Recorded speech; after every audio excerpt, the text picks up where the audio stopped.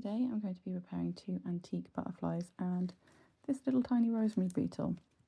So these were both from a collection that were around the 60s and 70s, and as you can see, when I removed them from the pins, they did in fact split, which is quite common, but it's not a hard fix. So I've already positioned the bottom of the butterflies into their board, and I'm going to take a little bit of glue from up here and I'm going to put it just on the end of a pin, which is going to keep the glue nice and precise, just where I want it. So I'm only just going to put a little bit right at the top of that thorax, and I'm going to do the same here. So the thorax is the first section of body behind the head, and it's nice and robust, and it's going to be able to provide a nice anchor point to put them back together. And now I'm going to be using glue on both sides to make sure that it adheres to itself and not just rely on a contact point from the glue at one side. So I'm going to do this on both. Put a little bit, this one's in slightly less robust condition, so I'm going to be very, very gentle. This is why I use a pin head and don't apply the glue directly with the bottle. This gives me a lot more of a precise angle. Precise point to work with. Make sure I'm not slopping glue everywhere. And I'm going to give that a second to dry. There we go. While those are drying, I am going to do a little beetle. So this is a rosemary beetle from my garden, and they are absolutely lovely. This is one I found already dead, hence him being in pieces. He had started to decay. I'm going to reattach this section first. And the nice thing with this glue when it's on something quite so tiny is the surface tension. Oh, hold still. Surface tension should just be enough. If I can get hold of him, probably should have switched hands for this. Oh, my hands are shaking. So, as I was saying, the surface tension of the glue, once it catches, should be enough to just drop him back into position, like so. And gently spin him around so you can see. Tap that a little bit. There you go. And then lastly, we're just going to attach the head, which is going to be even fiddlier. A little bit of glue. Oh, I was saying that surface tension. It's going to attach him to the pin. No, you don't. Pop that back where we found it. Look at this tiny little head. The upside down? Yep, there you go.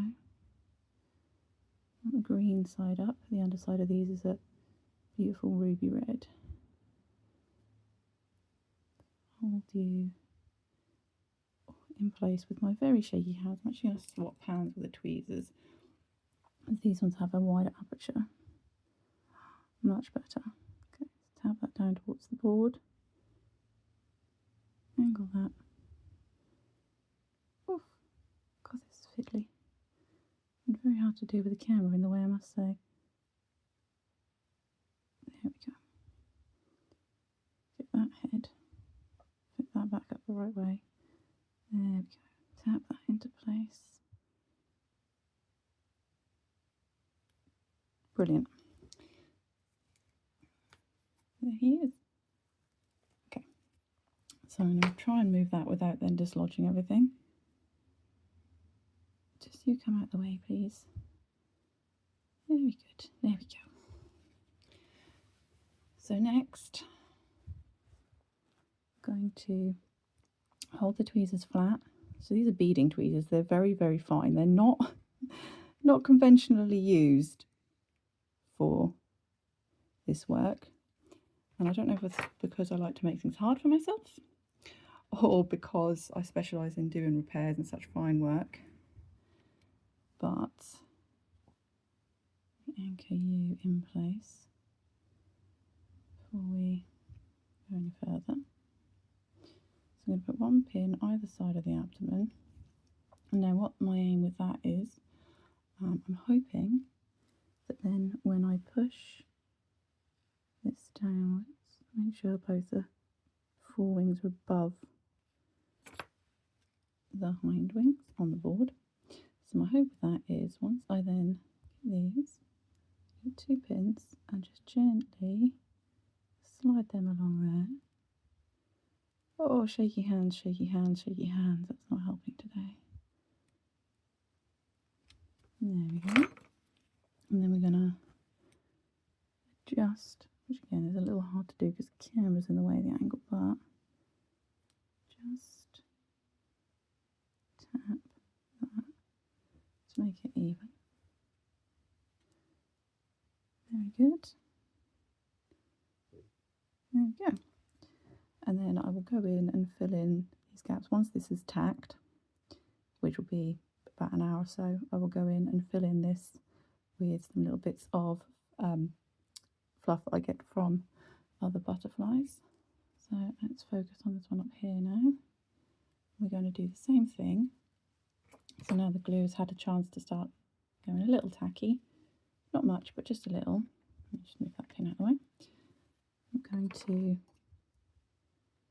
gently hold that to the board, and you might be able to see on this one, so it's so fragile, you might actually be able to see how much the wings and the body move against each other there. In themselves, these joints are quite loose. So this one has quite a high arch. Oh my goodness, actually I will show you the underside of the wings while we're here, because, oh, be careful, be careful, oh, let me show you the underside of the wings. Still so vibrant. Oh my goodness. This is very professional, as you can see, just dropping things all over the place. My hands are so shaky today, but I've started to finish.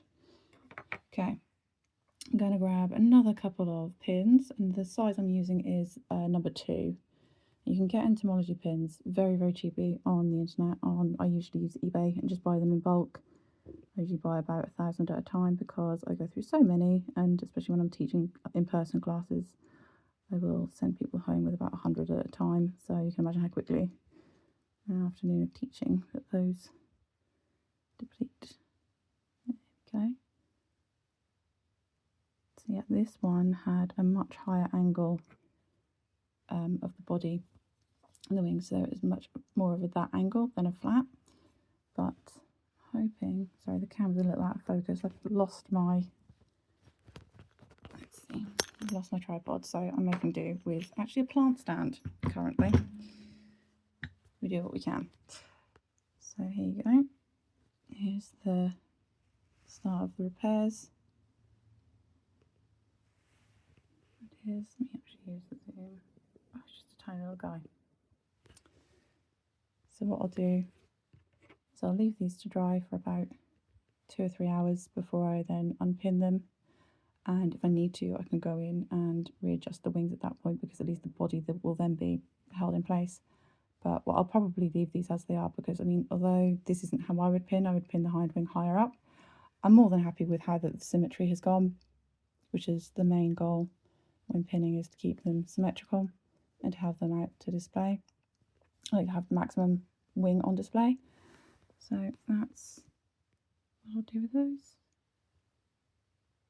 Not bad condition for specimens that are over 50 years old, 60 years old. I hope you've enjoyed. If you have any questions, let me know.